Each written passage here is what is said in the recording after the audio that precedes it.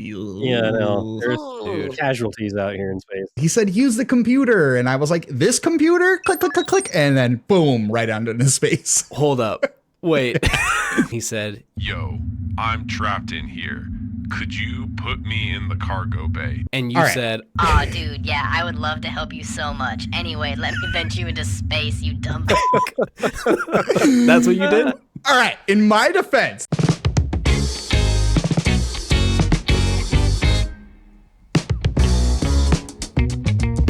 welcome to the Content Mill, the show where four creators from four corners of the internet all get together to talk about what we are playing and what we are making. My name is Gianni. I'm your host for today. With me are two of my regular co-hosts. Nate, how are you doing today, my friend?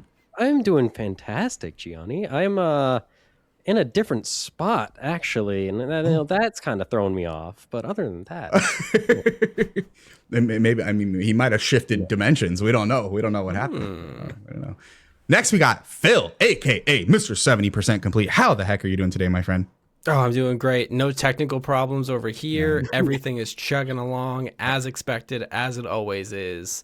Feeling great. Ready to talk about a really cool video game. Oh, we are very excited. We don't want to give away too much. But for today's very special topic that I cannot wait to dive into, we have a very, very special guest with us today. We have Patrick from Drop In, Drop Out from Spotlight Games, the homie. How are you doing today, my friend? Thanks for having me, Gianni, Phil, Nate. A pleasure to be here. I'm doing so well. I just ran my hand through my hair, and it's doing this fun, like one little strand. It really is. Kind of cool. So I couldn't be better right now, honestly. It's kind of giving you like a nice little like anime aesthetic, like there's the one strand. Boy, I'm so excited to podcast. Love it. Patrick, well, thank you for joining us today. We are so happy to have you here. Today, we are going to be talking about, we're doing a little retrospective deep dive on a very popular game within the Content Mill community. And we had to bring on the homie Patrick because little less than 6 months ago, Patrick had a very special episode of his own podcast with the homie Phil, talking all about immersive sims. And since then, we said, we need to get Patrick back. We need to get Patrick on the Content Mill somehow. We know this man is an immersive sim sicko alongside Phil as well. And we figured what better way to do it than to get him on today's episode. But before we get to that, Patrick, tell us a little, anybody in our community is probably somehow tangentially a part of the Drop In, Drop Out community, but tell us a little bit about who, what, where, when, why, how is Patrick Schweiger? So 34 years ago, my mother and my father, they were in love, and they bring it back. Created me. No, I would be shocked if there weren't. Well, no, I mean, you guys, the Uma Musume sickos out there, they found you. True. They have no idea who I am, which I can change that. Yeah, so I'm one of the co-hosts over at Drop In, Drop Out. We're a content network of gaming creators. We do podcasts, we do video essays, we do streams. We have the JK Games podcast on Mondays. We have the Spotlight Games podcast on Tuesdays. And then we do all of us come together. Not all of us, but a mixture of us come together on Thursdays for the Drop In, Drop Out podcast. It's a lot of fun. We're just doing our best to have a good time and bring together a bunch of cool people. And so far, it seems to be working. Love it. And Patrick, we are a gaming podcast, so I would be remiss not to ask you here at the top of the episode. Sure. Tell us a little bit about your gaming history, Big Dog. What are some of your favorites? What are some of the I asked Cameron French Dip Design on our last episode, like what's the Mount Rushmore of Patrick games look like? Mount Rushmore. Now that's an interesting question. I'm so excited that we're going to be talking about the 2006 video game Prey today, because I would probably put that on my Mount Rushmore. We're all prepped. Sure. Yeah. No, I mean, if you know me, if you've heard me on a podcast before, you've probably heard me talk about The Last of Us. That's like the franchise that I ride hardest for. I would also put Resident Evil up there. Resident Evil 2 remake, especially, I really, really love. But I mean, Requiem might the best cake. Resident Evil, some may say. Some may say. But I also like going back a little bit. I'm a big fan of the Western RPG as well. Things like I don't know, a little game called Fallout, Nate, Oh, really? which I know you Oh. love. We're familiar. We're familiar. But I don't stick only to the West. I like to go to the East as well. Maybe a little Persona 4 Golden, perhaps. I play a lot of shit. Really, what I don't play is like multiplayer only games.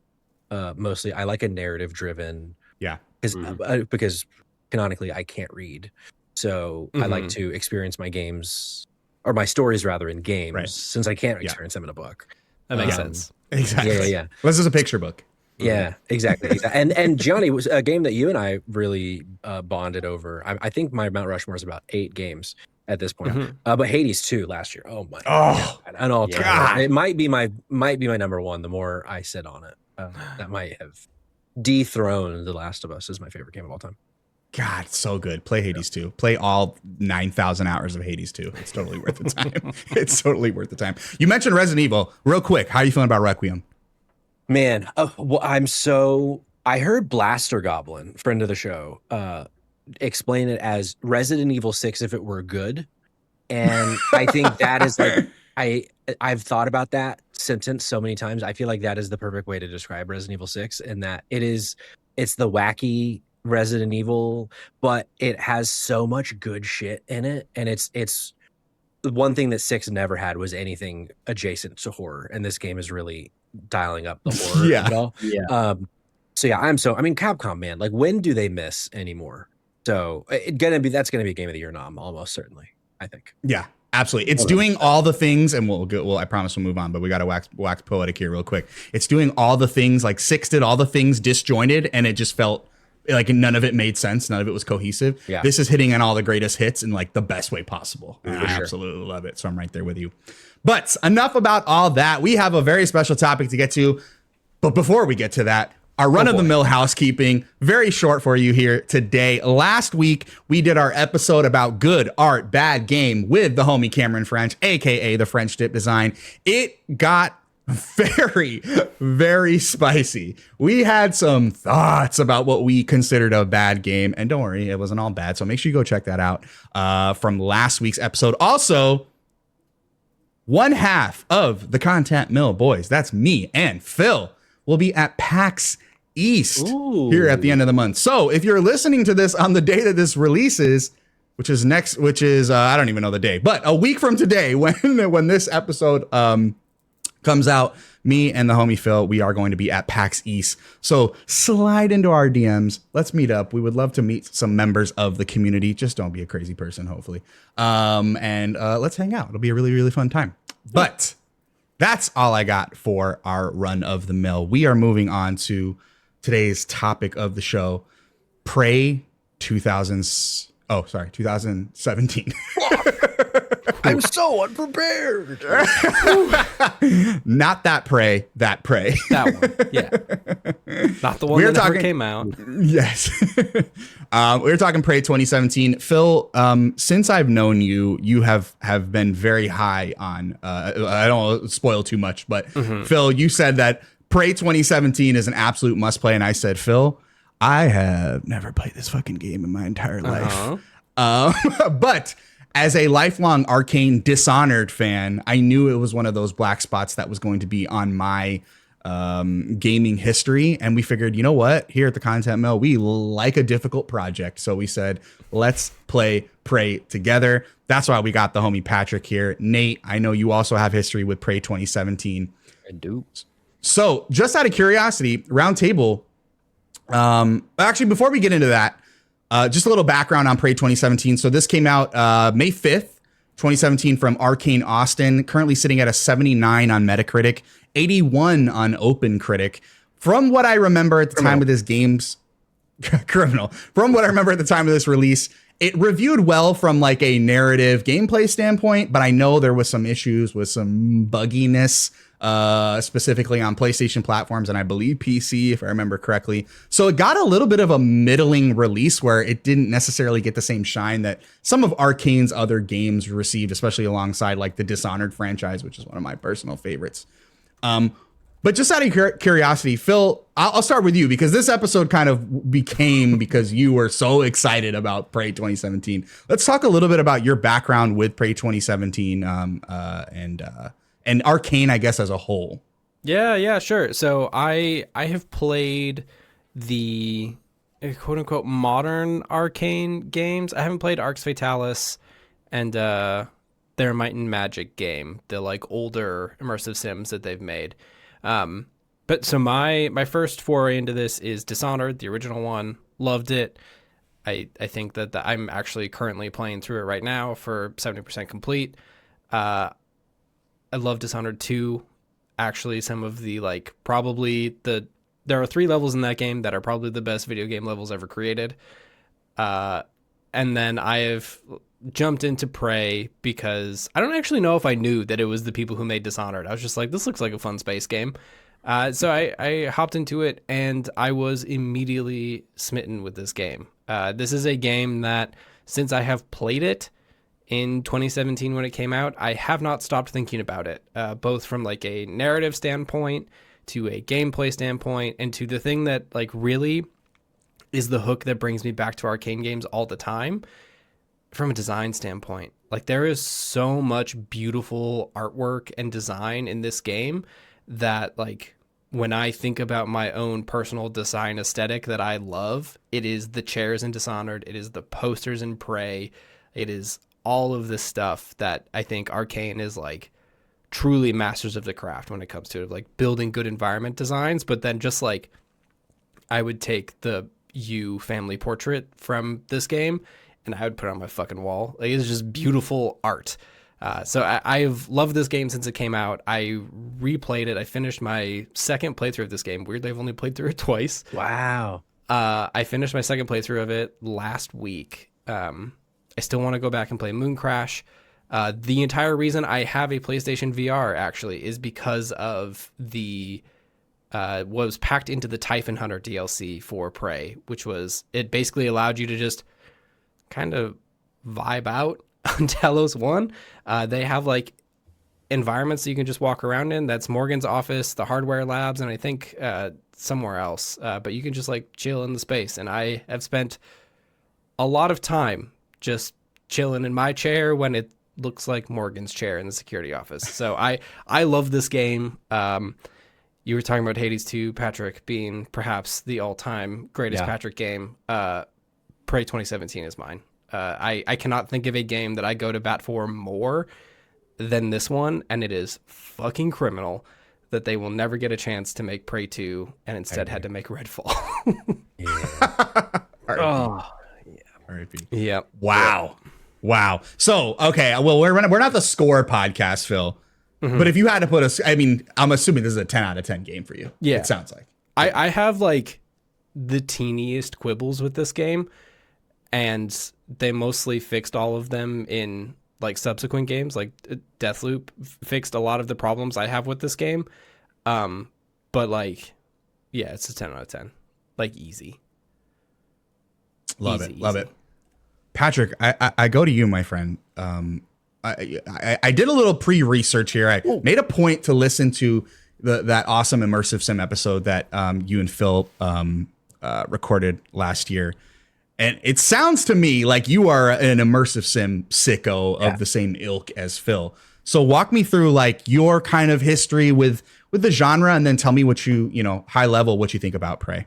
Yeah, I wouldn't say I'm as much of a sicko as Phil. I don't want to take that thunder from him. But if he's S tier, I'm A tier of immersive sim sicko. It's a genre that I didn't even realize that I loved until I had played like 3 or 4 of the games, because I want to say the first one that I ever played was the first Dishonored. And it was by the time I rolled credits on Deathloop, which I would have played. Remind me the year Deathloop came out. Was that 22? I think it was 22, yeah. So I would have played I should Deathloop know because there was like a Prey, million trailers for because it. I didn't play Prey until 2021. I was a few years late. So yeah. Oh, it was also a PlayStation exclusive. Yep. For a minute, Deathloop. Deathloop was, yeah, that's right. Yeah. 2021. It was, okay, 2021. So wait, what month 2021 was Deathloop? On the PlayStation is September 2021. Wow, so I on played the Prey PlayStation. right before I played Deathloop. And so I bet Whoa. playing those two back to back, because I played Prey in like August, September of 2021. And it was the kind of thing like to jump to the Prey part of the conversation, I knew about this game, but no one had ever said, Patrick, you should play this game. Prey is like a sleeper hit. What a video game, et cetera, et cetera, et cetera. And I had gotten an Xbox and I was just like scrolling through Game Pass and I came across Prey and I was like, oh yeah, I've always wanted to try this, but I just, never got around to it.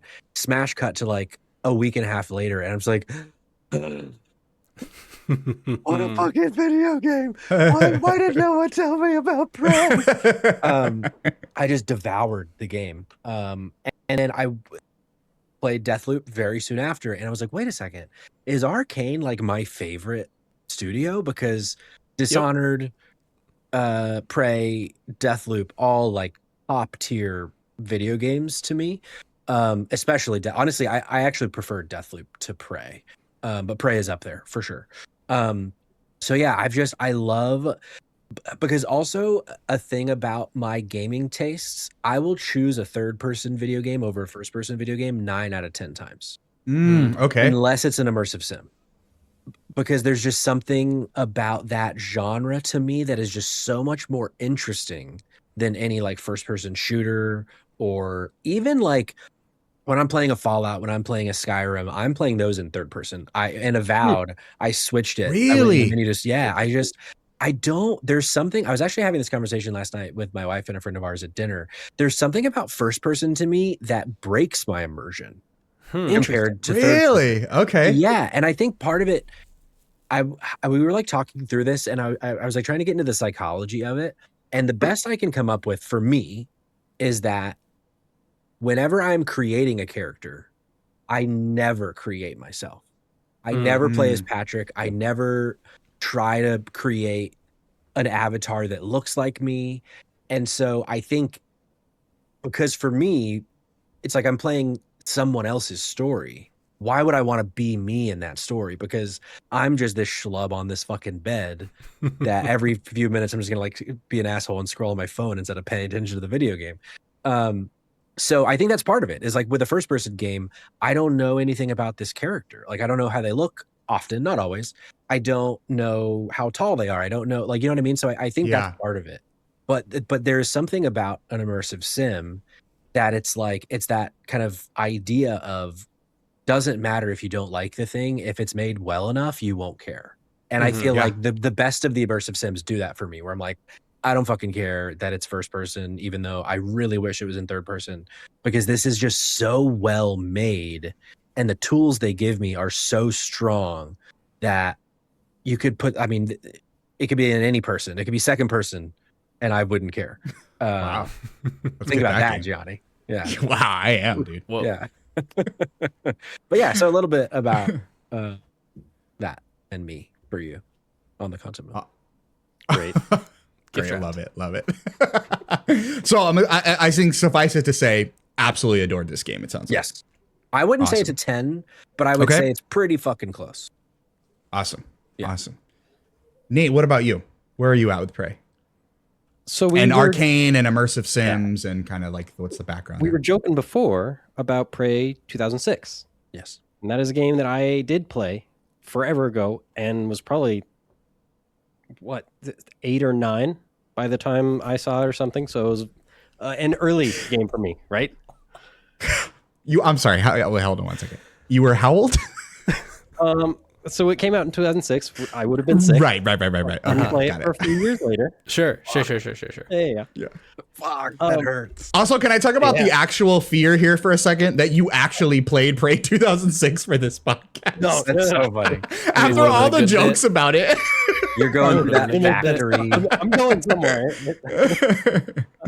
Sorry to just scare you with your own mortality. I was like, wait. All right, go for it. So you played Prey 2006 when you were like 3 years old. Prey 2 gets announced, and it has that infamous trailer that everyone has seen at some point. Yep. If you know me, that trailer is so my shit. It really is. You see coming, and you're like, this is it. This is my dream game on its way. Prey 2 gets canceled. A couple years later, this Prey is announced. I think like at a Bethesda E3 or something. And I go into this Prey with a super negative outlook. Like, this is not what I wanted from this. If this was going to be revived, why is it so different? This is not the franchise I remember and wanted. And then it comes out and I give it a try. I'm like, but wait a minute. It's not what I wanted, but it's still pretty fucking good. Yeah. And I've been in ever since. It's one of those worlds that I love the aesthetic, especially the way everything is. It's not this, super high out there sci-fi tech. It feels kind of grounded, but then they have the alien stuff that's in there, and it hits all the right notes of things that I enjoy, like Alien and stuff. This game has hooked me for a very long time. And Arcane, I've been playing their game since Dishonored, so my whole life has been Arcane, basically. All of my like gaming years, basically. Not a joke. Not a joke. Yeah. Obama had just been elected, and this motherfucker was trying to play. Yeah. It was out the womb playing Prey 2006. Oh, No, that's I feel like Arcane is I don't think I've ever met someone who's like, I just arcade game. I don't know what it is. Arcane games. They just don't. I'm sure they're out there. Don't get me wrong. It's just, I feel like there's one for everybody. Like they've got some game that gets their hooks into you in a lot of ways. And, I know for me, Dishonored 2 were like the ones. Dishonored was like immediate for young Gianni. Like the whole like whale punk aesthetic was just incredible. The stealth mechanics were so good. The story of Corvo was so good. I was so hooked on everything Dishonored. Dishonored 2, exact same thing, introducing Emily. There was just something about the gameplay flow, and I promise this is going to connect to Prey here for me in a second.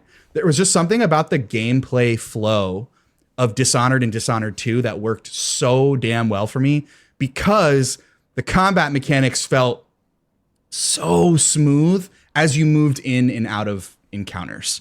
Sure. Flash forward to when Prey was announced. I was not as like kind of similar, Nate, where I'm like, I wanted another follow-up to a Dishonored game. And I was like, oh, here we're getting, and at the time, like, I didn't really understand, like, there's different kind of branches of studios. Like, I didn't understand that that's how studios worked. You know what I mean? Yeah. So I was like, well, this isn't Dishonored. This is something completely different. I'm also not big on like the clean sci-fi. I like dirty, gritty sci-fi. And the initial kind of trailers for Prey, it's like this clean looking space station that kind of like not quite Mass Effect aesthetic, but it was like it wasn't like as grimy as I wanted it to look. You know what I mean? Yeah. I feel like it gave like a 2001 Space Odyssey feel. Yes, very much. yes, exactly. Yeah, exactly. So it just aesthetically, it just wasn't really doing for me. And then it came out, and like I mentioned earlier, it got kind of like middling reviews from like a technical standpoint. Mm-hmm. And I kind of just fell victim to like, oh, well, it's not really performing hot in, technically speaking. And I just never went back. But over the years, I had heard so many great things about it from like the fans of Arcane. Like I even remember going back to, I remember playing Deathloop when it initially released. It didn't click for me. I'm like, it's not Dishonored. It's not what I'm looking for. It's something about it. It's just not clicking. Well, I went back to Deathloop when it did come to Xbox. I still had it on my PlayStation, but I went back to it when it hit Xbox. And I was like, all right, I get it now. Like Arcane's just got that sauce. Like I completely get it. Like I just, same thing. I was like, I don't really understand roguelites. Like I don't understand what this is all about. This kind of like run mechanic. So I say all that to say, we finally get to Prey 2017 here, folks. And I rolled credits yesterday on the day of recording. So I'm fresh off of Prey 2017. I hated this game. This fucking guy hated this game, I swear. Here's where I'm at with Prey 2017.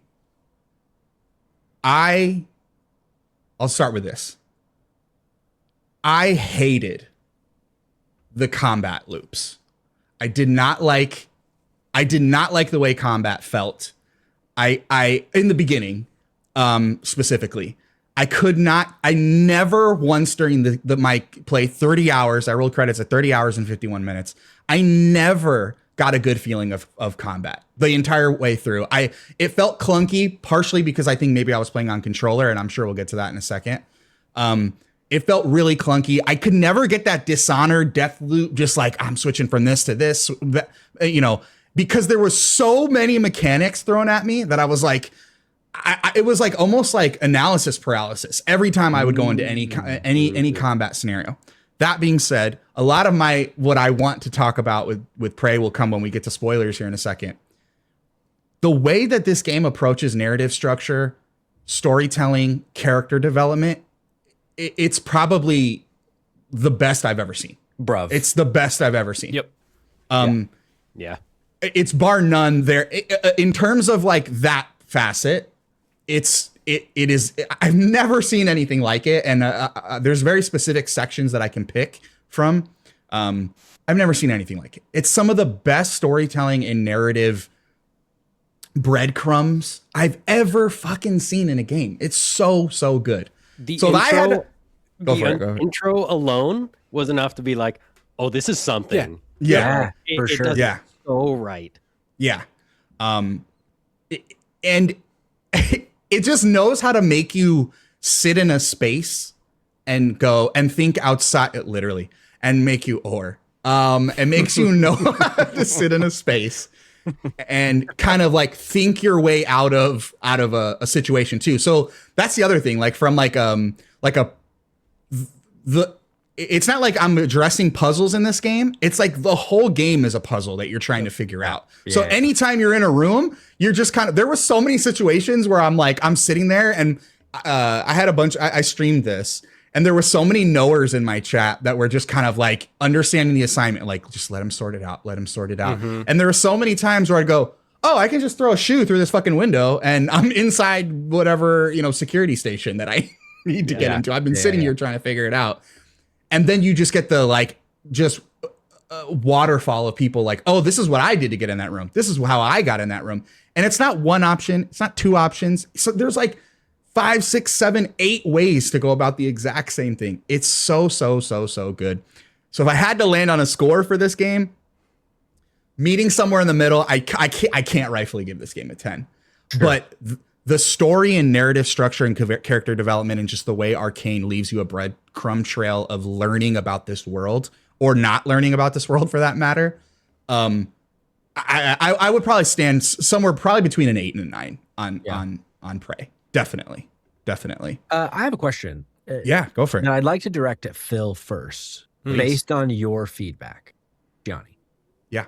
Phil, what do you think about the combat for this? This is a 2-part question, but I would like for you to answer the first part. I would love to hear everything about the everybody's thoughts on combat that. of this game. So I think that I have a very different opinion of the combat in this game, but it's something that Johnny and I have talked about a lot because I only play games on baby mode. I am an easy or story mode player forever, always, which made the combat in this game, especially towards the halfway point, pretty trivial. I never really got a good handle on the wrench combat. I think that's the thing that really throws it for me, is that I think BioShock has an unstoppable wrench. You know that thing's gonna hit, it's gonna work, and you have a good handle on the distance on it.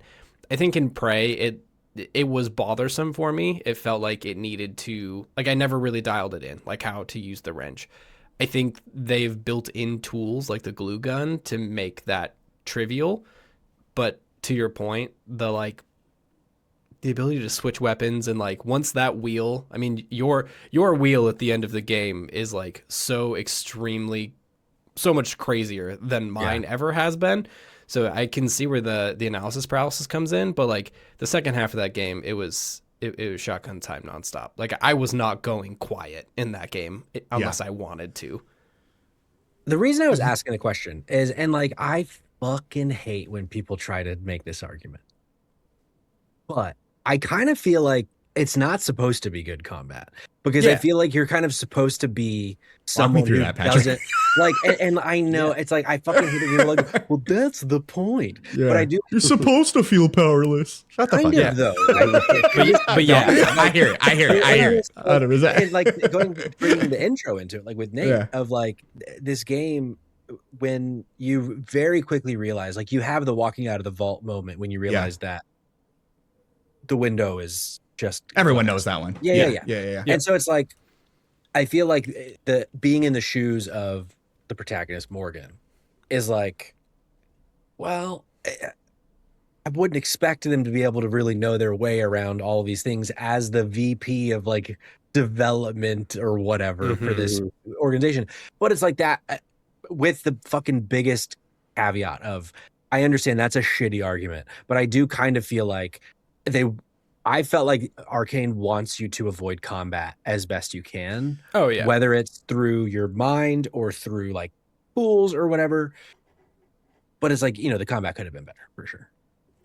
All that. Yeah, and I think I realized, like, once I hit the back half of the game, because to Phil's point, like, I did hit a point in the back half where I was like, all right, like my Q beam cannon is starting to show some power here. My shot, I want to talk about your guys' loadouts here in a second, but like, or what you guys kind of mained, but like I had leveled up enough things where I'm like, all right, I kind of get like my rhythm now. Like if I'm walking into a room with a big enemy versus walking into a room where there's little skittery fools, or like if I know there's some like phantoms walking around.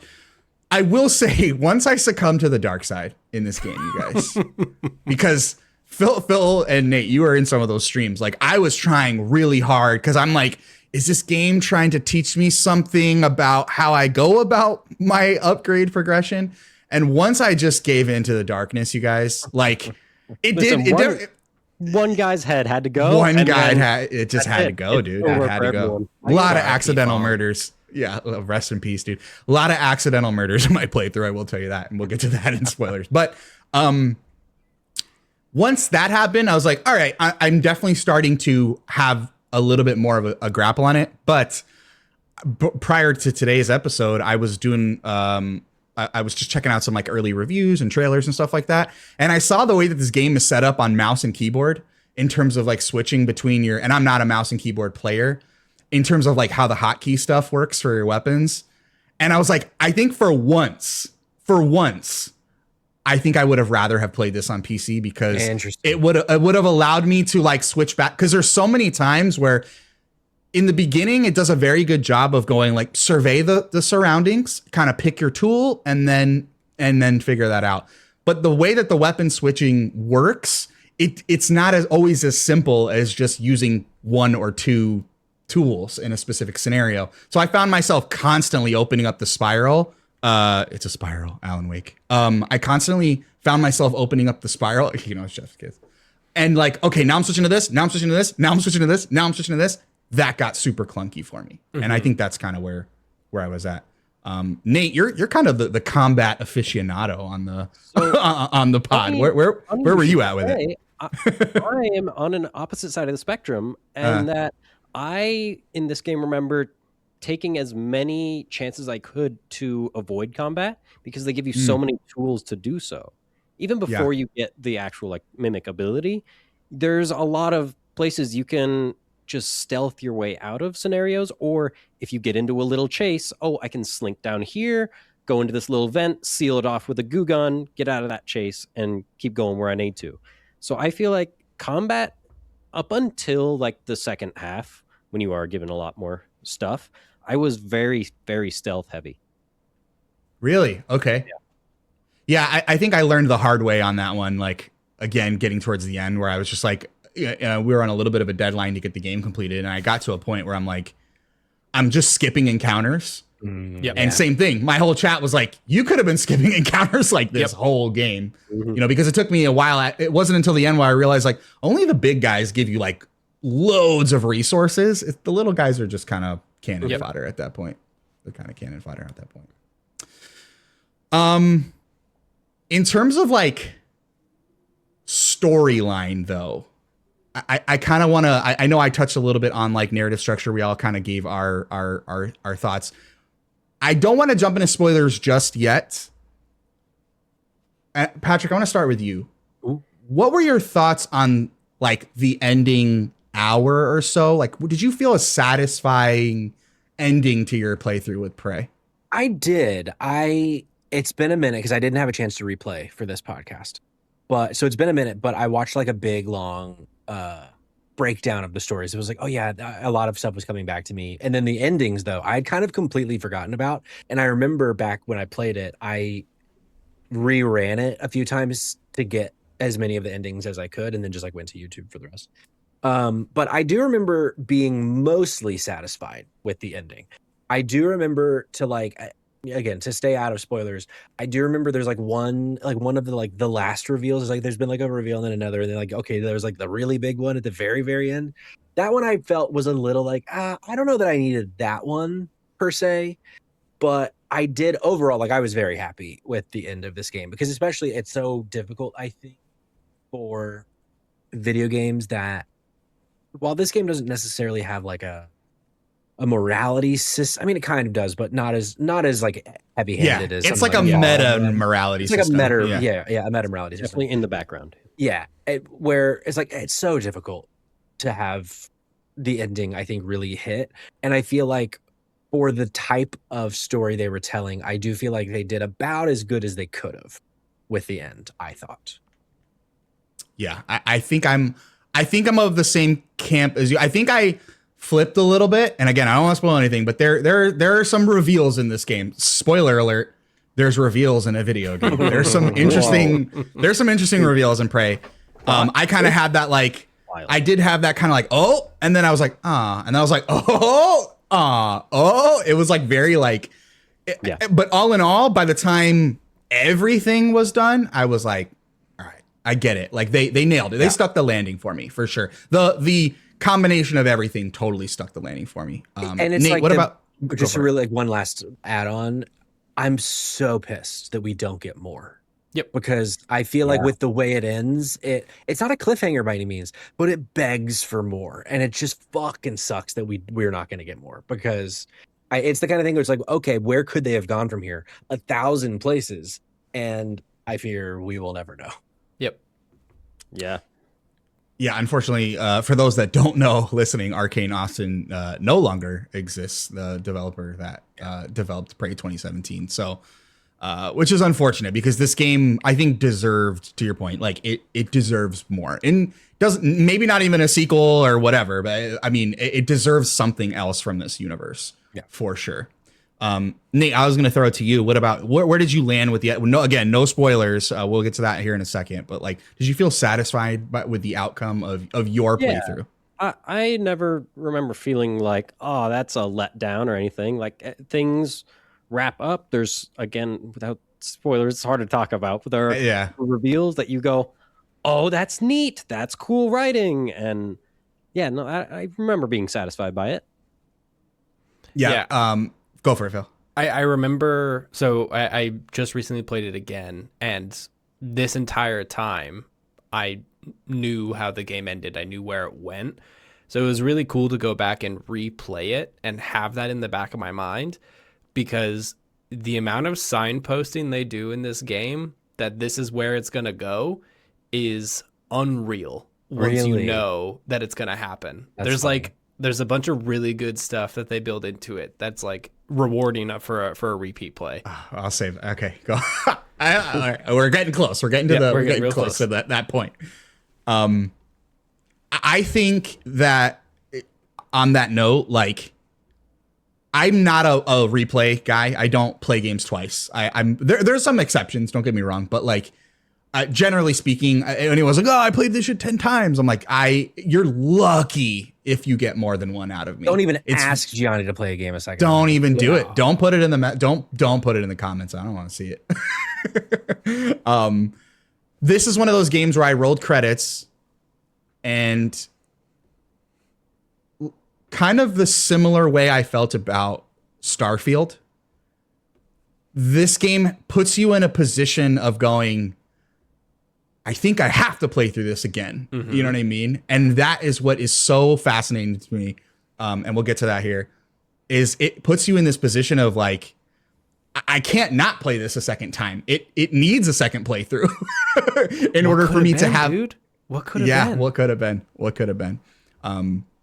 So because of that feeling, again, it just puts this really nice bow on everything that I'm just kind of like, all right, like it felt very, very, very satisfying for sure.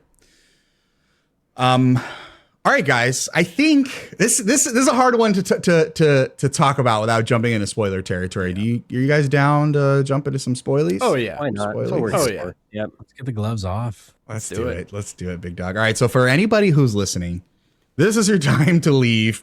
Go play Prey. It is totally worth your time. It sounds like we got a unanimous, resounding favorable opinion on Prey 2017. Go play Prey 2017. Come right back to this episode. Watch it twice. Watch it 3 times. Yeah. Because we're going to get into some crazy ass spoilers. And we are going 3, 2, 1. All right, boys. I need to know one thing first before we kick things off here. All right. Did you kill the Titan or not? What do we do? Kill the Did Titan? did you fabricate the dang The null device, or did you blow up the station? Yeah, What do we yeah. do? Oh, yeah. Oh, I fucking blew it up. Yeah. You blew it up. Yeah. Nate blew You it up. didn't though, did you? You motherfucker. Patrick, what did you do? I do believe I also blew it up. Damn it! I'm the only one. I did not blow up the station. not. I fabricated the neuromod. Guys, the ending of this game is so. I want to kind of dive into like, because it sounds like there's that kind of like There's so many reveals in that last like 2 hours. Yeah. That I was like partially torn on and partially satisfied. And Phil, you're going to have to fill in a lot of blanks for me here, because I know everybody kind of has like a really different playthrough in that regard. But the first reveal for me that I was just kind of like, was the revelation that Morgan kind of was sending off directives for this entire thing to take place. Basically, everything that has occurred in this game was at the directive of Morgan. And I remember kind of getting to that reveal and kind of feeling that was the one where I was like, that didn't land for me, because I already saw that coming a mile away. Based on what lore pieces I picked up. As you move into, like, for me at least, the option to either fabricate the neuromod or blow up the station, it then becomes this thing of just kind of like, will the curiosity of the player outweigh the right thing to do for humanity? And I remember having this conversation with my best friend, was in all the streams watching me, because he's a sicko about this game as well. And I remember telling him, like, the Gianni in my heart would have also blown up that station, but the curiosity of going like, but what if I can still kill it and also find out what else is going on here? For some reason that outweighed it for me. And he made a comment where he was just kind of like, that's kind of the whole point of the game, which is that's why they're in this mess, is because the curiosity of man outweighed the needs of many. I don't know if you guys have thoughts on that. I thought that was super interesting, because I played into it like no other. I feel like most likely what fabricating the neuromod, I would be willing to bet, is like, from the writer standpoint, the more canon thing to do, because of that, right? Of like, I could be wrong, but I feel like this, like, to your point of like the curiosity of it all, like that. And then, finding out that this whole time you've not actually been Morgan, you've been a Typhon that was cloned with. Yeah, I got thoughts there too. But it's like, it's so much about, and this is like try number however many from Alex to see, can we get humanity into this thing? So it's like there is like a very clear, I think, theme about playing with fire in this game. And so I feel like it probably makes, I say I blew up the thing. I did both. because I went back and like to see, but it's been so long I don't remember a lot of the details between either thing. But I feel like I went down the first path of blowing the thing up because that felt like the good thing to do. Yeah. Quote unquote. Again, meta morality. Like you're, Right. it's not even like weighing against you. It's just this is your decision. Right. We've been like, subconsciously wired to do that sort of thing. I mean, shit, the Death Star, any kind of large space station with bad shit that goes on there, that you have to blow it up by the end.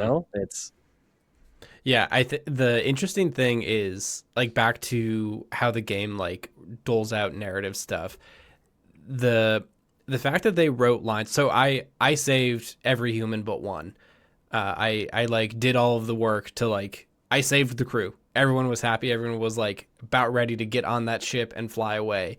And Igwe, who made it because I'm not a monster. R.I.P. in my playthrough. He like got Dahl, took him down to the Neuromod division, and then I blew up the station with everyone on there. And fucking January talks about it. Like she will say like, oh wow, it's really wild that you got the meds for Aleutian, even though you know you're going to kill them all. And I love that like it is like coaxing you to do that. Like it is telling you that like you're about to do this really terrible thing and somehow you're being like human and nice about it. And at every step of the way, it's like there's little December in the back of your mind. It's like, but you could just not. You could make it go away. Also, how interesting with the context of the ending, that this whole time that you assume you're human doing this, that you aren't. That it's like this idea of like trying to do the human thing of helping them before killing them, not as human is so. It's such a like a weird, mind fuck kind of situation that I like it's not even a question of the humanity at that point. It's just like the willingness to do what's right versus what's wrong. You know what I mean? And I mean it's like this idea that humanity is the moral compass, but it's like, well, not necessarily, because this thing is not human, and it's I don't know. But then you are, but it is a human that's controlling it because you're playing it. It's like this. There's so many. Well, because there's even that dialogue. I don't know if you remember this. There's that dialogue with, is it January, who makes a comment of just kind of like, it might have been January. I don't remember who said it, or maybe it was Michaela. I don't remember. Somebody makes a comment about how like we're in the scheme of the universe, like we are like the smallest part of it. So then you kind of like, to your point, Patrick, you're like, well, why are we the moral compass for what the right thing to do is versus when we're such a small, these things could have been here for like millennia before us, as far as we know. It's such a, one of the takeaways I also had was like, there's a certain level of like, they throw so many red herrings at you to go, well, what if it's this? Well, what if it's this? Like, if you like my stream, I was like, am I a clone? Am I said, I was like, am I a mimic? Is there two? Is there alternate dimension? Is there two Morgans? Why did I have to choose male or female? What's the reasoning behind that? So I was constantly just throwing shit at a wall. So eventually I would be right, of course. But then you get to that ending and there is that point of like, well, they kind of did it was all a dream the whole time, but they do it so cleverly. Yeah. They do it so And it wasn't a dream. Like you were playing back memories, but like it was not a dream. That shit happened. Like that is a real download from a Morgan. Like that happened. Yeah. Wild. Oh, see that was a missing piece for me, Phil. So I'm glad that we're having this conversation. Yeah. Because one thing that I couldn't figure out was like we know that the spacewalk occurred. We know that they found the Typhon or the thing floating out in space. I was of the thought like, well, anything after that until the moment where you see Alex and the AIs could entirely have just been false. But so then we do know that the story of the downfall of Talos 1 occurred then, correct? Yep. Yeah. That is a canon event that happened. The Titan, like the Titan that you fight or do whatever with doesn't matter because they made it back to Earth somehow anyways. Right. Okay, so now that brings my next question. Did you guys blow up the shuttle to Seattle, or did you let it land? Blew it up. think I also blew it up because you know Fucking goddamn it. the idea of like, well, you know, the fucking mimics are gonna get out of Yeah. get out of Dodge. I Right. think my curiosity got the best of me. It was like, oh, what if you just let it land? Like, I mean, we know what happens if we let it land. yeah. But like, what if? Oh, what if? What if? Just a cheeky little one. What? Oh, did we lose Phil? It's spooky. Phil, he's on Talos 1, dude. What happened there? Lights are gonna come back on, and he's in there. All right. I don't even remember what we were talking about. We were talking about Skinamarink, I think. We were talking about Yeah, Skinamarink. Yeah. And We'll before bleep that that, out. we were about to talk about how fucking cool the outfits and the helmet is. Oh my God, yes. Oh yes. Let's talk about that. You guys wax poetic. Tell me about it. I mean, you go first, Nate. I want to hear about the helmet. The resident helmet man, I think. Yeah, the helmet man. Has to say, holy shit, what a helmet design. When that first pops on and stuff, and of course it's the key art of the game and everything. It is, in my mind, one of the like perfect sci-fi designs. The paneling and stuff and the way it functions. Oh, it is truly a work of art. Oh yeah, it's so good. And like when they show it going on, like in like footage of it just like snapping over is so good. It's also one of the only times I'm not annoyed by the fake lines that appear in the UI. Yeah. Like when the triangles show up on the screen, it's like, oh, this is so fucking cool. I got my cool helmet It on. matches with the paneling on the outside. Yes. I And, do like, love the lines in the UI when that it's shows so up. good. It's And very then good. the like all of the design, like the suit stuff is really good. The like using the Star Trek style suit identification is awesome because you will find plenty of corpses, and like it is really cool environmental storytelling to see like there is a security guy dead right there, and that means something. Like that body is there for a reason, and that is spooky. And then like just the wood paneling that is on your jetpack suit is just like, you didn't have to do that. Like It's the a really good most touch. like opulent bullshit for like corporate space center, and it's just like, ah, well done. It's so good. So good. Yeah, the whole just like aesthetic of this game. We probably should have talked about this pre-spoilers, but the whole aesthetic of this game is just. I feel bad for kind of writing it off initially as just being that particular look that I'm just not a fan of, because you only need to play for like past the opening area to know like this is so not that. It's just got this super. It is very like gritty and grungy feeling. Everything kind of has that really cool vibe about it. But I it's funny because I struggled to put a name on like.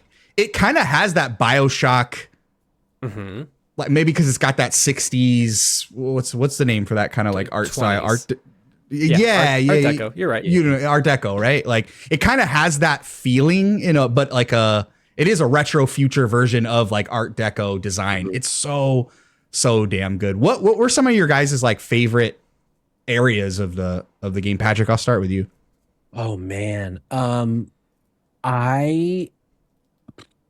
You know what one actually stands out to me, which I'm surprised at that it stands out to me, is the like, I can't even remember what it's called, but it's very like there's a bunch of greenery all over the place, and it's like you get chased by the nightmare there a lot. The Arboretum? Yep. Yeah. That one Top of the station. always stuck out to me, partially because it's at the top and you can like see there's like the views in there are so nice. I doubt anyone will say this. I remember being so like I turned this game over a lot and like looked in a lot of the nooks and crannies and stuff, but there was something about the like kitchen area that I thought was so interesting. I can't even really put my finger on it, but I feel like so often in these kinds of games where it's like you are dropped into what was a lived in area. There's like, there'll be the kitchen, there'll be the bathrooms, there'll be the library, and like all these like, you know, areas that we know. Yeah. And part of it because there's that like that side quest that like kind of goes out of the kitchen area. But those two weirdly jumped to me first. Yeah, I want to piggyback on that because those were like my two standouts as well. Really? Yeah, the Arboretum was like the first time that I remember getting Dishonored vibes. Like you got Dishonored in my Prey because it felt like this big open space that you could kind of like play around in which felt very Dishonored, where Dishonored gives you these big open areas and lets you kind of go about it in a certain way. Whereas the rest of the station is very, yes, you can do that exact same thing, but it's a little bit, the smaller corridors felt just a little bit more restricting in that regard. Whereas the Arboretum, I'm like, I'm up in the air. Now I'm on the roof. How do I get on the roof? I could find an elevator code, or I can use the glue gun, or I can do, again, you can do that anywhere in the game. But the Arboretum, it felt like muscle memory to me, where I was just like, oh, this is what I know. This is what I'm very familiar with. Then the crew quarters right outside the kitchen, which that was like one of those side missions where I'm like, I was kicking myself in the ass for not trusting my gut in the beginning. And killing that motherfucking chef, dude. Oh my God, I was so mad. But the whole, I think that was when I was like, this game is doing something with character development and like I said, those breadcrumbs. The whole storyline with Danielle and Abigail, I was like, okay, I get it. I see it. I see what you guys are doing, and it just struck a chord with me. I'm a big sucker for just these kind of like environmental love stories. There was another one too in the beginning of the game where you're picking up notes from two, like a boyfriend and girlfriend, and then you find the final resting place, and there's that bouquet of flowers, and you're like, fuck, man. That's kind of how the Danielle stuff played out for me, but with the added bonus of you're assuming these people are dead this whole time. Because I wasn't playing too much around with the security station, which I would have known if I explored a little bit more. But that reveal where you go out to the pool area and Danielle just kind of like you tap on the glass, and I'm like, I even said, I was like, oh, her dead body's gonna float over or something. It's gonna be some weird trigger. And for her to just float over and she's still there and she's still alive, I was like, oh shit. It's like I forgot there's people that are still alive here. I also remember really clearly with the Danielle of it all, because I forgot. I Googled it just to remind myself. And there's a line that had stuck with me for so long, bro, that she says, and I think it's in one of the, it's either an audio file or an email or so. I don't remember what it is, but she's talking to Matthias and she says, screw this, I'm done. Report me to the U's. I don't care. They're putting the station at risk, just like TranStar North. And just like on Earthside, you assholes will just bury it with your psych eval bullshit. And I remember the first time hearing that, report me to the U's, I'm like, oh no, I think maybe my character was bad. And that being a moment of like, oh, because typically, you're playing like the good guy. I'm here to save the day. It's like, oh no, actually, maybe I was quite bad. Which earlier I've been like thinking since you said that thing earlier tonight, Phil, of playing it a second time. It's so clear what the end is. And I bet that is one of the moments where you're like, oh, of course I'm not the real Morgan Yu, because they reported, you know what I mean? Like, this fucking game, man, it's so good. Yeah. They even like tiptoe into that more with the Michaela plot line. Like Michaela says that shit out loud, that like, I know that you are not the same Morgan who did this thing, and is like yet again being like, I know that you're not. Like, you're playing something else. Like, you're just playing a game right now. Like, you're someone else. It has like these beautiful like double, triple meanings. Yeah. So good. Yeah, they definitely like tease a lot of, like I said, they do a good job of just throwing like so many red herrings at you to chase down. Yeah. And then when it finally sticks, it's like you could have been right on one of them, but it gives you so many. Because I, for the longest time, was like, there's two Morgans. Like physically, I thought there was two Morgans. And they somehow still managed to like get me there in the end. It was just so fascinating. Nate, what about you? What were like some of your favorite, like kind of like those like narrative breadcrumbs or specific environmental storytelling situations? Ooh, you know what I really loved some of the most? The areas of the station that are blown out, and you go on a spacewalk and you get to explore those rooms that have been destroyed. Those were some, and the way everything really like, it doesn't mute, but it muffles quite a bit. Yeah. It just flips, and it has this different feeling when you're out there and going through those, and it's so dark in some of them. Got to use the light, and maybe something jumps out at you. But exploring like those rooms and finding the notes there, and like, oh, what really happened here? Those were some of my favorite. Good call. Yeah, and there's a lot of like situations too when you're out in 0G, like outside the station, where I would find certain loot drops or treasures before finding the clues to like get to those loot drops, and vice versa. There's a lot where I didn't find and I needed to get those pickups.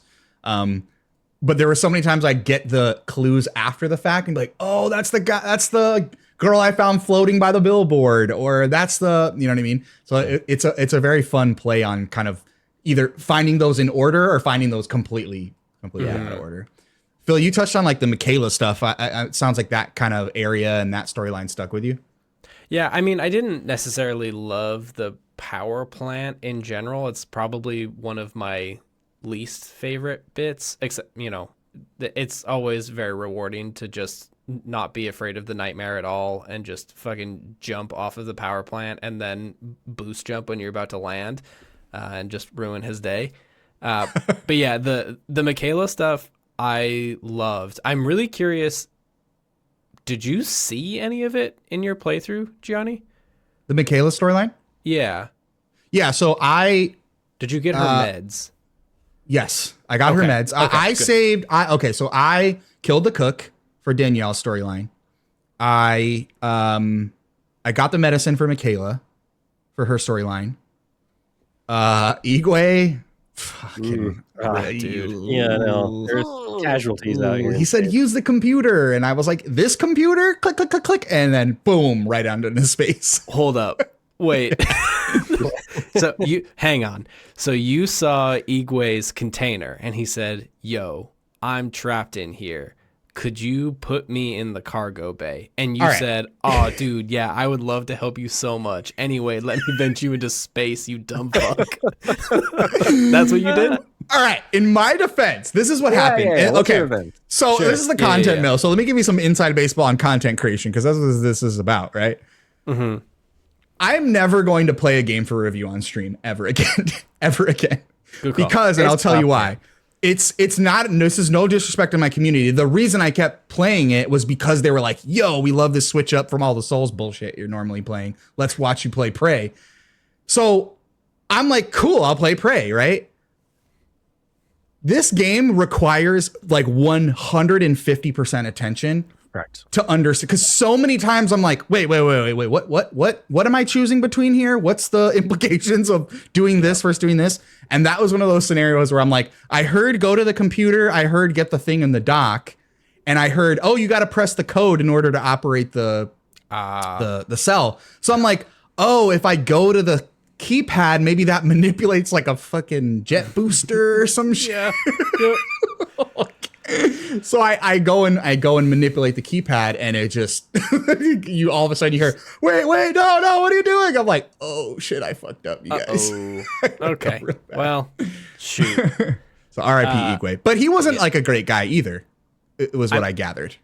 I like truly, probably Danielle, the dead whistleblower, and Michaela are probably the only okay to good people on that station. They seem like the only stand-up people like of really anyone that I saved, I guess, for that matter.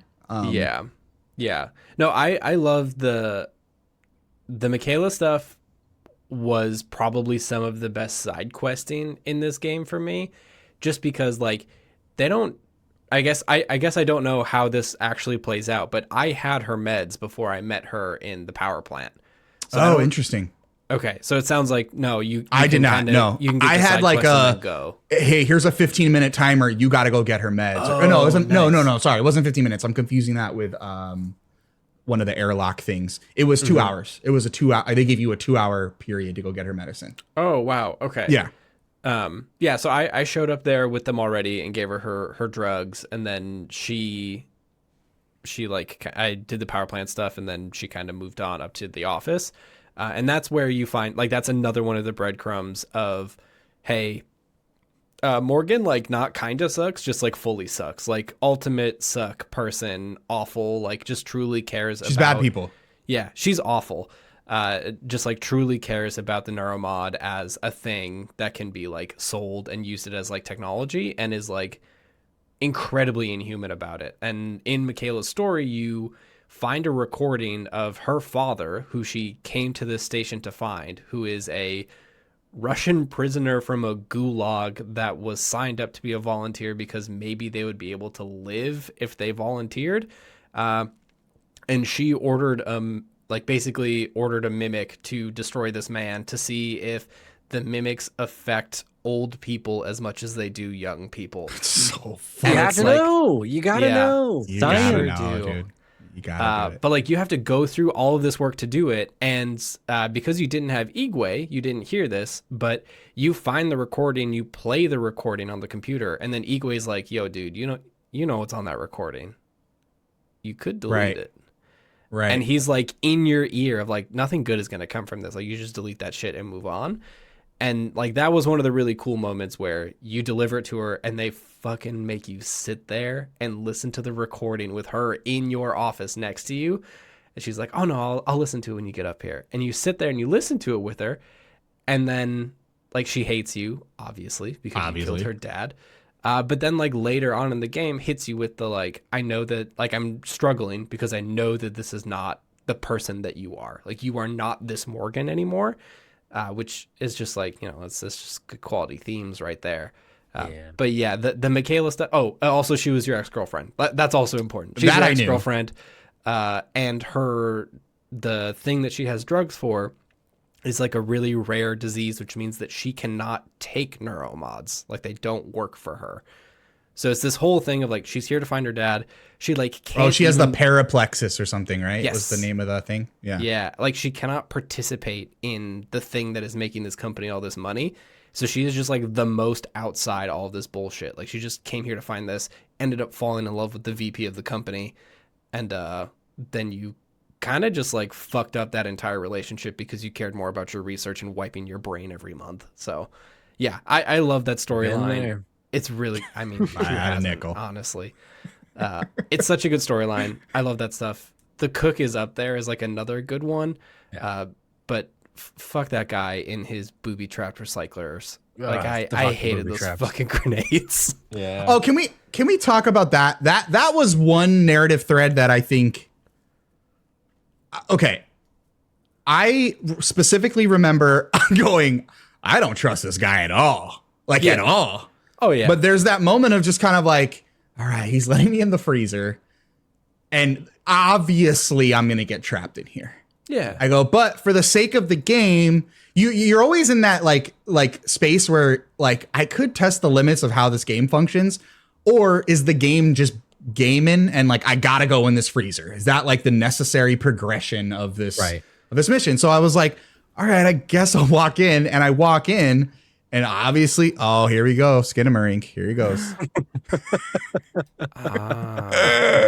It is Firefox. Oh, there he is. Who'd have thunk it? That's weird. You walk into the thing and what now? Yeah, so I walk into the thing, and obviously he shuts the thing. He shuts the door, and my whole chat was like, you could have killed him. You could have killed him. And I was like, fuck, I could have killed him. I didn't realize like that was like I could have just turned around and just blasted him in the face. Yeah, which I should have done. Then you have all of these gadgets and recyclers that are just, it's booby. Everything is booby trapped in the station now. Which wasn't annoying, but it was like, no, it was kind of annoying. It was kind of annoying. It was just kind of annoying. Especially because they're so obvious. Like the moment that they start going off, and you still miss them. Fuck, I could have seen that. Yeah. And you still miss them every time because the whole game you've just been trained to just beeline for the item that is going to get you your next destination. So to find him in the escape pod there at the end of his storyline, I really wanted a chance to kill this guy. Yep. Oh, I wanted to kill this guy. And you don't even get that opportunity. Or I didn't get that opportunity. I've heard that there's a way to get that opportunity, but I did not get that opportunity. And I was just like, damn, man. It felt like that was the only storyline that felt kind of like a wet fart for me. I'm not going to lie. Isn't there, am I making up, is there a way to kill him in the kitchen? Like with one of his traps? Oh, I don't know. I might be making that up. I feel like maybe I killed him. I wouldn't doubt it. I wouldn't doubt it. But it's been so long, I forget. But I feel like I killed him. I'm gonna ask my friend. And you still got the booby traps in the station? Maybe I think I'm lying. I think I'm making this up for you guys. Oh, dude, he's a and mimic. You kill. I'm a fucking mimic, right? Yeah, because I feel like if you kill him in the kitchen, there will be no booby traps at that point. Yeah. I would think. But yeah, they're so obvious too. The amount of times where I'm just like, of course there's a fucking booby trap right here. I see it right in front of me. Did you this is a prime example of this game working as like an incredible immersive sim is you've mentioned security stations a couple of times now. There is a computer in the game where you go up to and it has a manifest of all 267 crew members. There are 265 bodies on this station. You can find all of them. And you, like, the guy talks to you. He tells you what his name is. He says that he is Will Mitchell. And you can go to the security station and you can click on Will Mitchell, who shows up as deceased. So you already know that this guy's fucking with you. But it still shows the tracking bracelet of where Will Mitchell is, and he's in the freezer. So you can see all of this shit. That's right. So I knew he wasn't Will Mitchell before going into this is the conundrum I had. First of all, I had the Walton Goggins conundrum in the beginning of the game where I'm like, oh, this guy, the guy who's like in the cell, they're testing the Typhons on. Yeah. And you found out that he was like smuggling people. And you're just kind of like, is this guy like, yes, on paper, he's a bad dude, but like, was this just a situation of the system kind of setting this person up to be worse than they actually were?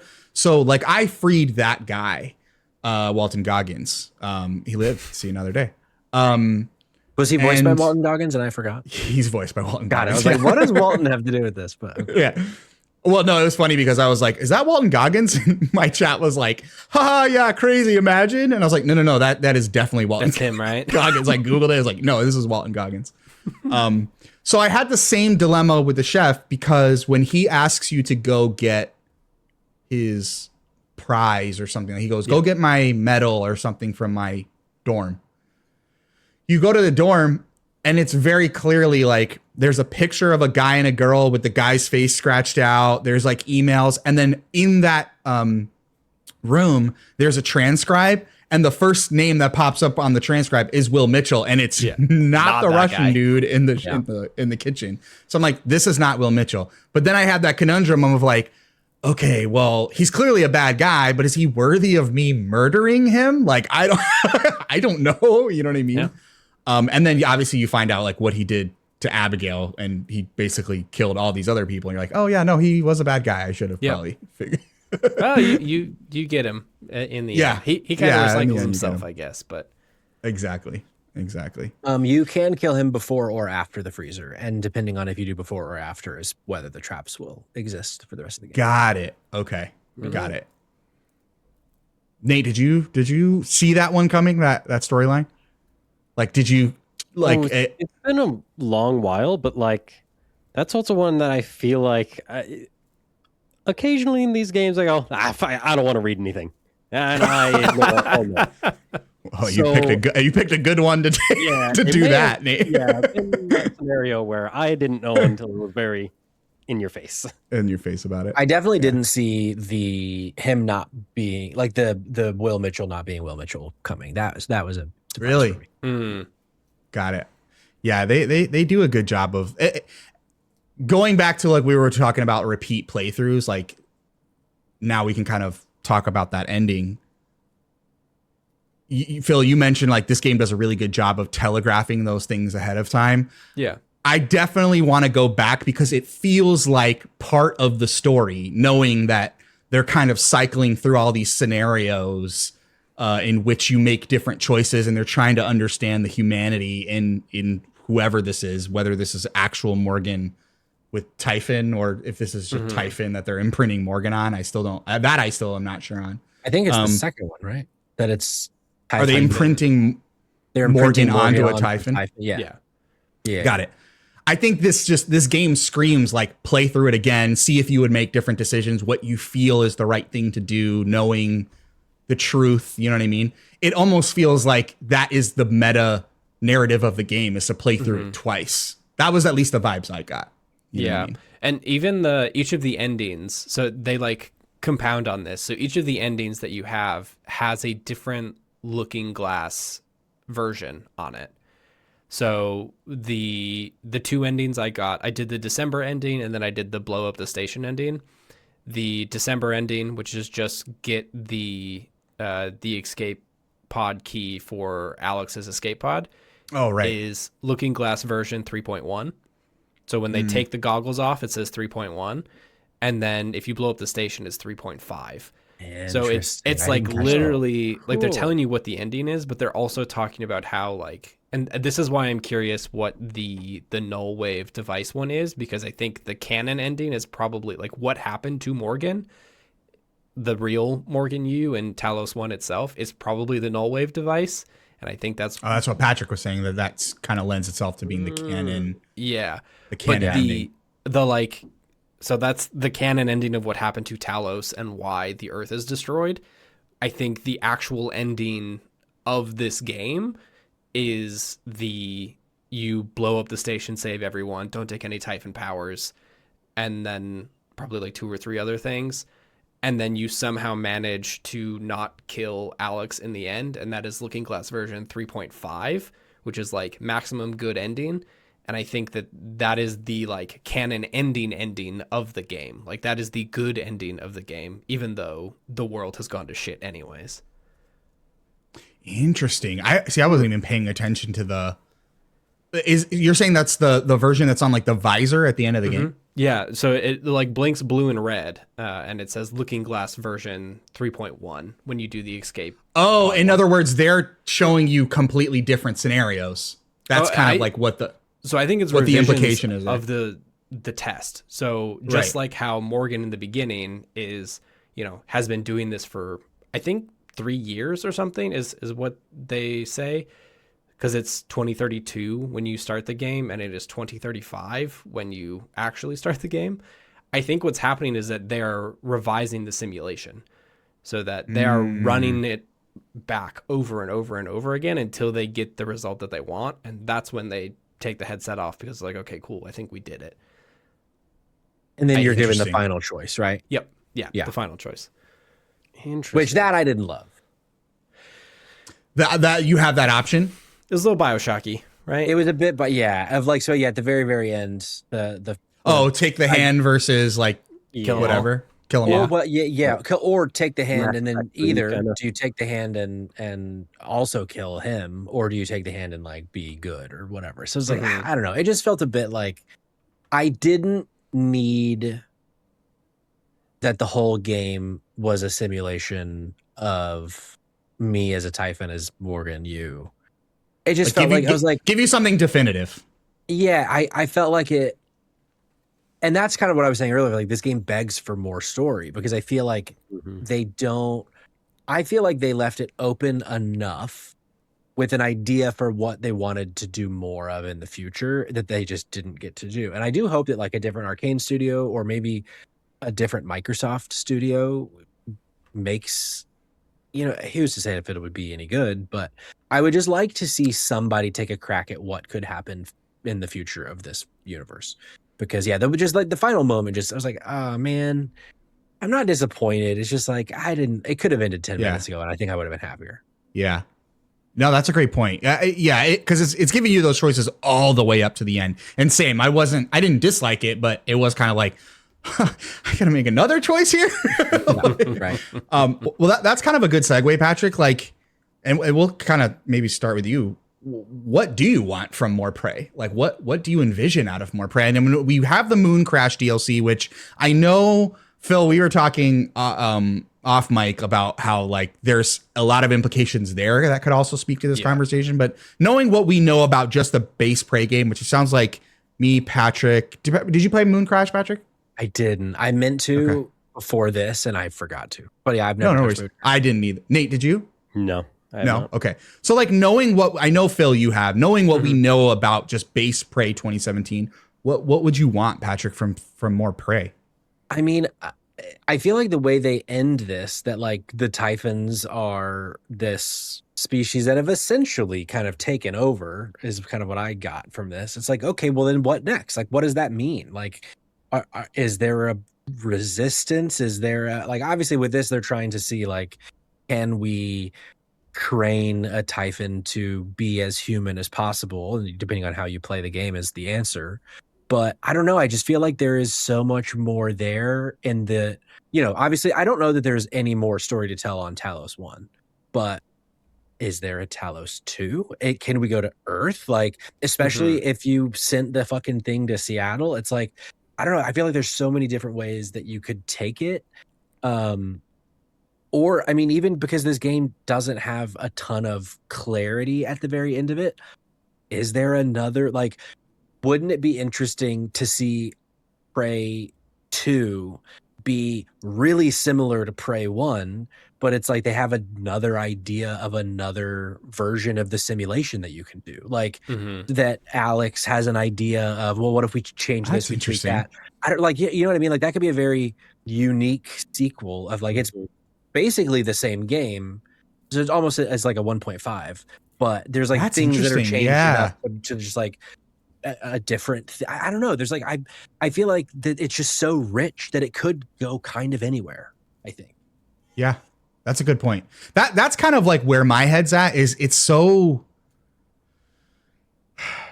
throws so many things at you at the end, but yet it's so entirely ambiguous that there is a part of me that goes, I don't want more, because I'm kind of like, this was so my playthrough. My playthrough was not Phil's, was not Patrick's, was not Nate's. Like, this was so very much my playthrough that, like, I already have a hard enough time when games that have those like multiple endings get sequels, because then I'm like, well, was my ending like negated because I didn't choose the quote unquote canon? And they go, oh, well, we make it so it's set up in a way. No matter what, it's always in the back of my head where I'm like, yeah, well, I didn't choose the thing that this is based on, so now I'm completely out of it. Prey kind of paints itself in that very, very specific corner where me, Gianni, goes, it's not going to work unless it is my ending. That being said, the ending does set it up in a way where we go, okay, well, we kind of know one definitive truth. Let's just base something off of that one definitive truth, which, I mean, it sounds like the Typhon make it to Earth. Is that true of all endings? Can any, I don't know if any, I believe so. Yeah. So we know that. So if that is the next thing, then by all means, maybe there's a future for more Prey. Well, there's probably not a future for more Prey, unfortunately, but that would be the only way in my head I could rationalize it. Nate, what about you? I would love, I mean, in the place we are in the industry, a 2 is very, very unlikely right now. But what is possible, another secret level episode.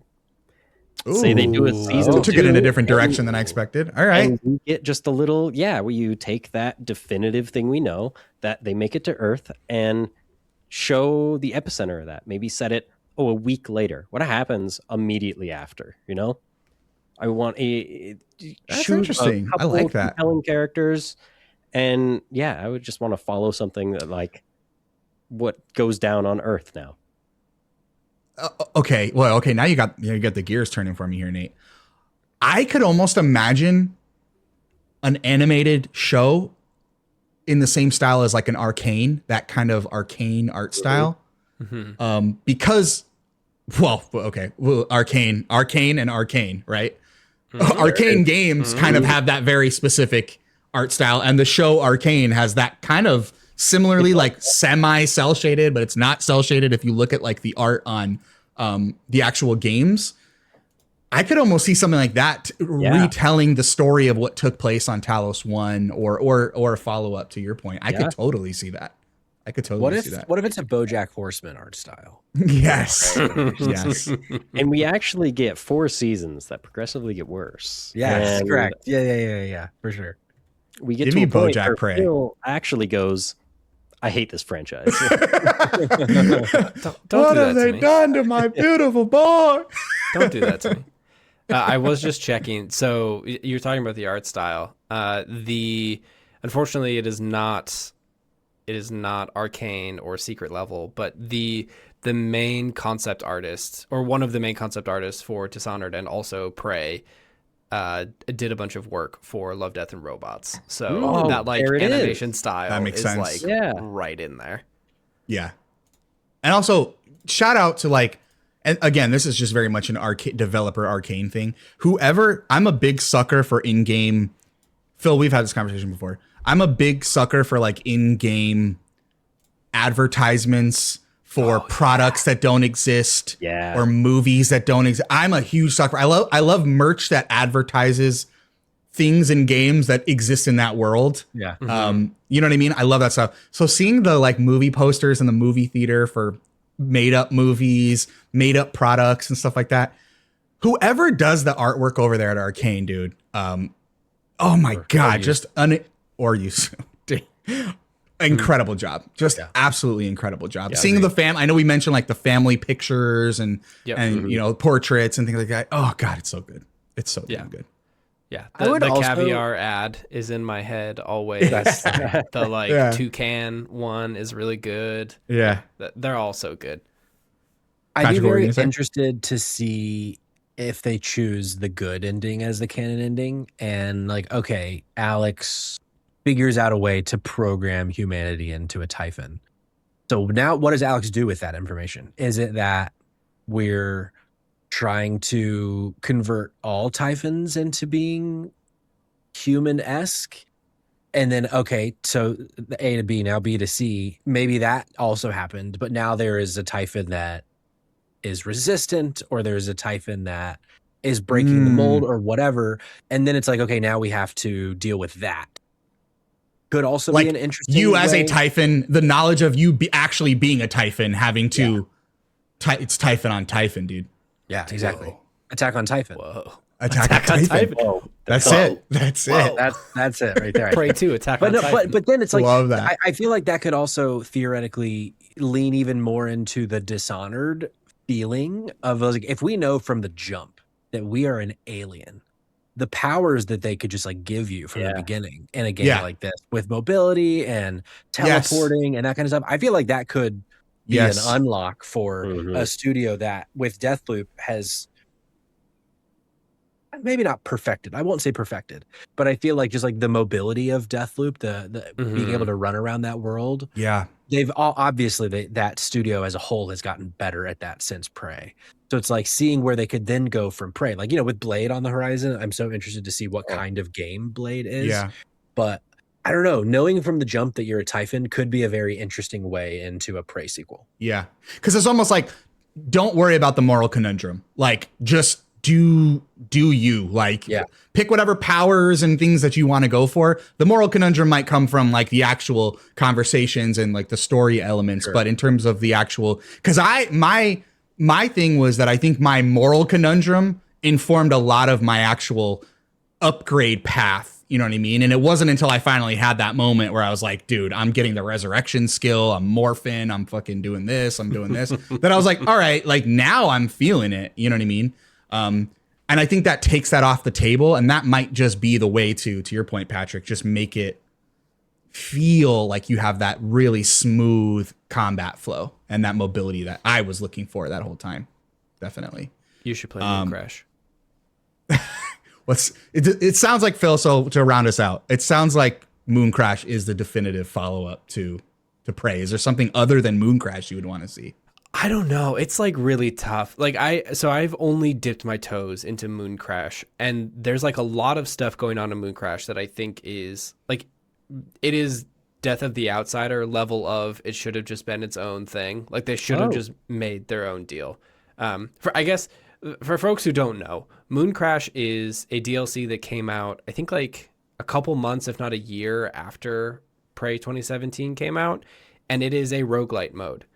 You play a character who is using the Looking Glass to relive a bunch of past people on Pythias Station, which is a moon base. Like it is the Transtar moon base. They reference it in the game a couple of times. In the game, right? Yeah. Yeah. But you are playing through the simulations of these past moments of all of these random crew members from Pythias. You are also a corporate spy from a different company. So you are like sent there to find what is going on from someone who isn't connected up with Talos. So you go there. There's other story reasons that you're there. But the way that the game works is you're not Morgan Yu. You are not a person who can have all of the powers. You are just a random person on the station, and you work your way up from, the janitor to a security person. And each one of them has starting loadouts and different things that you can play as and different like neuromod paths that you can take. So what you have to do is that you have to basically get from, where this person starts, where their simulation starts, to how they escaped the station. And then as you do that, you gain, what they call simulation points that allow you to, like, that's your meta progression as you go.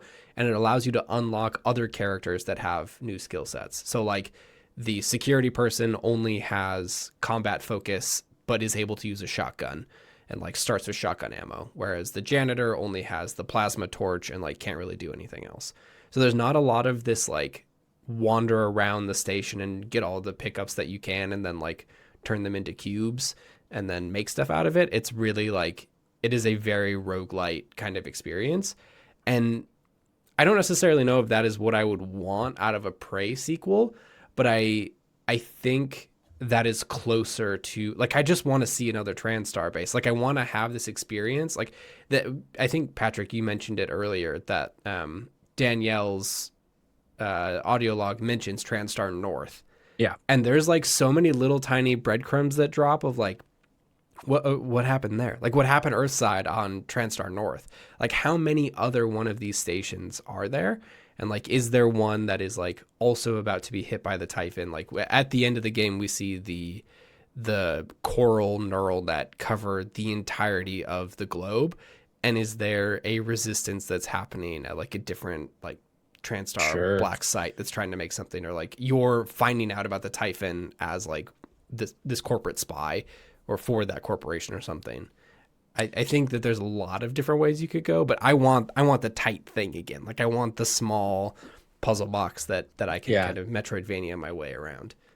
You actually sparked a thought here too on that. I think another way that they could approach it is the same way that they approached Deathloop, and its connection to the Dishonored universe. Yep.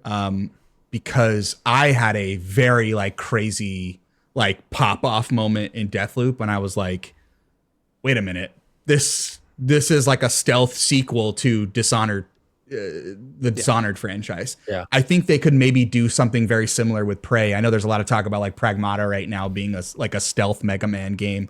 I like that. I really do think that's kind of a cool thing to do. So when it happened in Deathloop and I was like, wait a minute, this is a Dishonored game in theory. I think you could maybe do something similar with Prey. Obviously, if you were to throw TranStar in there, but you could have that moment of maybe towards the end of the game, kind of introducing those kind of lore bits where you're like, wait a minute, this is like a stealth Prey sequel that we had. No, I don't know how you would do that with the Typhons being what they were without introducing some other. Hear me out. Go for it. Not a space station. It's a bunker. For the longest time, you have no idea why you're down there, what you're hiding from, and then turns out it's years later. It's a bunker on Earth that's like lasting humanity. Yeah, that would be cool. That would actually be really cool. Because then you're just dealing with like an entirely different opponent of some sort, and then it's not towards the end where you realize what's going on. That's actually really cool too. I like that idea. Dang, Arcane, hire us, dude. Put us in. Come on, dude. Come on, dude. What are we waiting for, dude? All right, guys. Well, I think real quick before we get out of here, because your boys got places to go. I got people to see. I want to do a real quick. My books are booking, dude. I want to do a real quick lightning round for you guys. Because I know I'm a massive Arcane fan. It sounds like we're all Arcane fans here in this one, right? I need you to power rank Dishonored 1, 2, Deathloop, and Prey. Knee jerk. Ooh. I want to get that power rank. All right. 1. Deathloop, Prey, Dishonored 2, Dishonored 1. Wow. Easy with it. Off the bench, Patrick. Okay, say that for me again. The top, though, Redfall, and then... Right. Yeah. Yes. Okay. Of course. Of The course. unreleased Blade as number 2. Yep.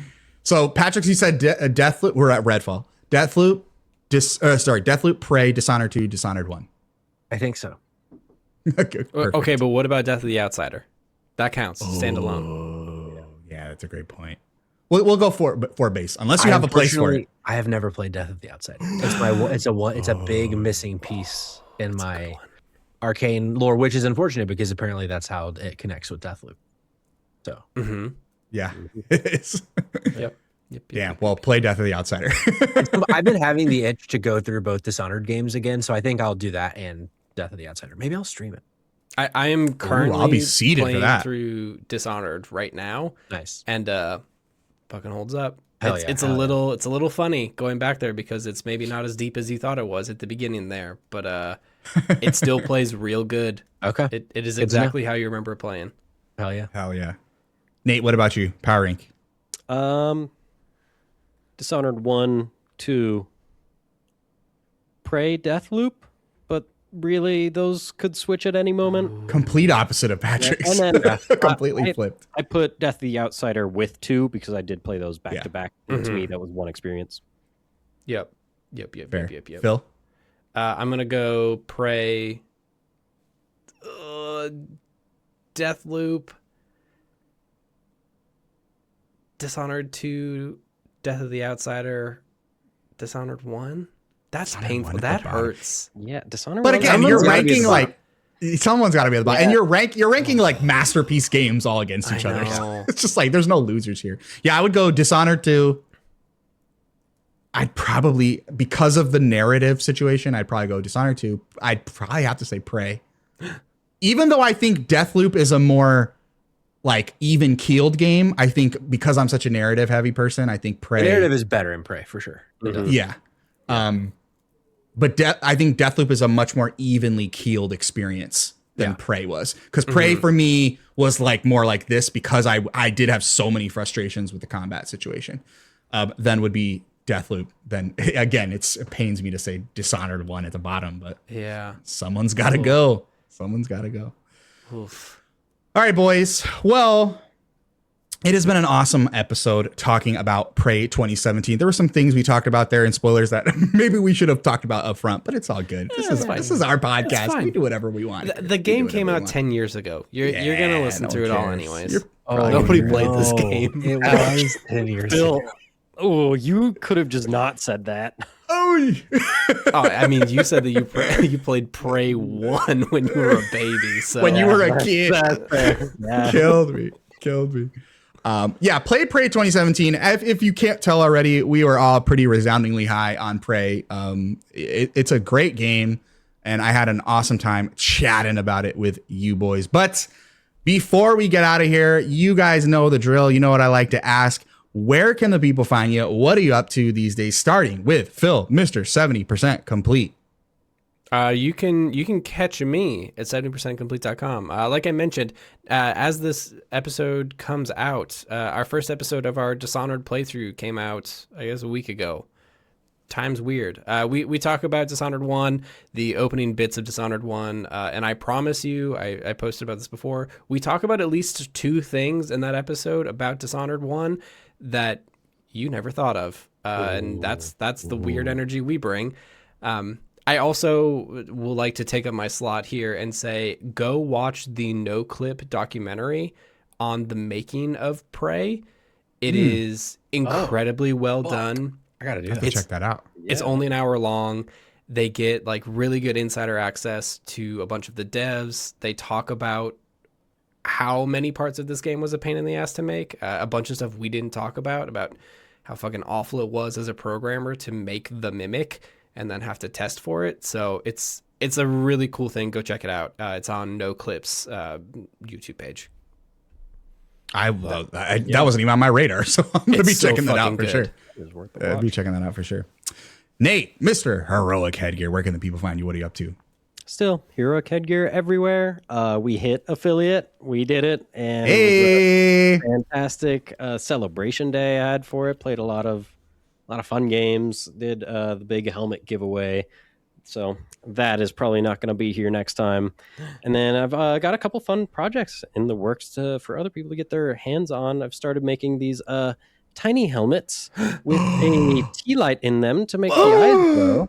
Hell And yes. I am stealing a little something from Cameron French and doing a little mystery box thing. So on stream, I'll be doing those where you can probably pick one up for.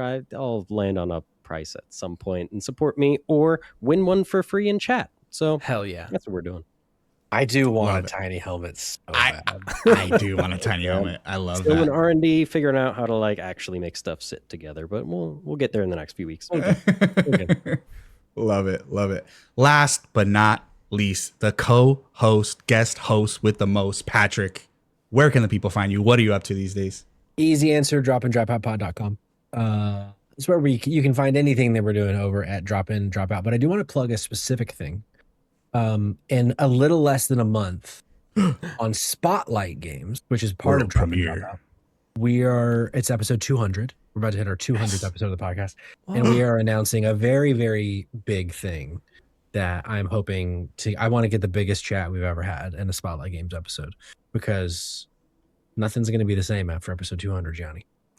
Oh my gosh, the hierarchy of power in the about to- Dido universe.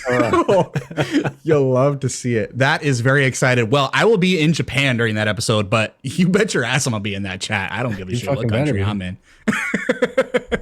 Love it. Patrick, thank you so much for joining the show today. Yeah, I that always was fun. Yeah, I always like to mention it until I'm blue in the face. Patrick, you were the first person to give me a podcast guest host opportunity. And if it wasn't for that appearance on Spotlight Games, I don't think I would be doing what I'm doing right now. So thank you eternally. And thank you for hanging out with the homies today. I really appreciate you, Big Dog. 10% of everything you ever make doing this, I get. Yes, you will get your splits. I promise you'll get your splits. And if you don't know already, if you haven't figured it out, my name is Gianni. You can find me on YouTube. You can find me on Twitch. You can find me on TikTok. You can find me on Instagram. You can find me on Threads. You can find me on Blue Sky. Anywhere you're at, I'm there as well. Come find me. Also, make sure you join the Corner of the Internet Discord. That's cody.pika.page. And the Dido Discord. Join the Drop In, Drop Out Discord. It's a very great community. Join the Cody Discord. We got all kinds of things going on. You can see us tease our new episodes. You can see us tease all our brand new content. It's a really awesome place to hang out and be in. So I hope to see y'all there. Otherwise, fellas, I got to get some food in my belly and I got to give my sweet honey buns a kiss on the cheek. So with that said, I appreciate y'all. It has been an honor. It has been a privilege, and I shall see y'all on the next one. Peace. Bye. Wait, why do I have two of these? Oh no. Ah!